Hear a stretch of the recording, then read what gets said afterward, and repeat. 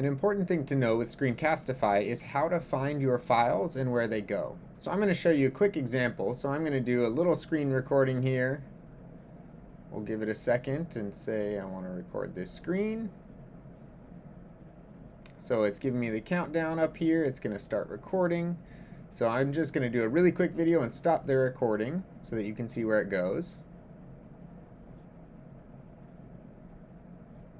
So as I hit stop, you'll notice that it's going to open a new tab for me. And it's going to show me the video that I just recorded. So you can see it here. This is the video. I can open it in Editor, which I'll show you in a second. I can delete it.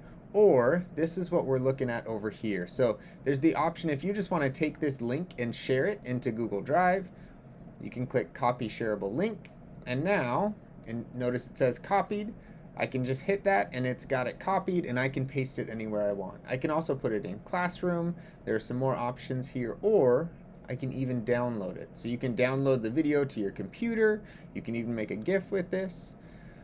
I also want to show you how to find it. So there actually is a folder in Drive that's called Screencastify. So I'm going to hit View on Drive to show you what this is.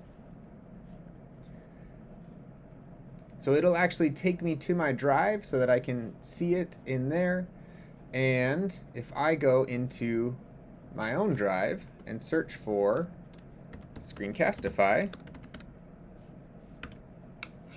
it'll give me the folder that houses every single recording I've ever done in Screencastify. So when I click on this, it's going to open it up, and this is where I can find all of the recordings I've ever done with Screencastify.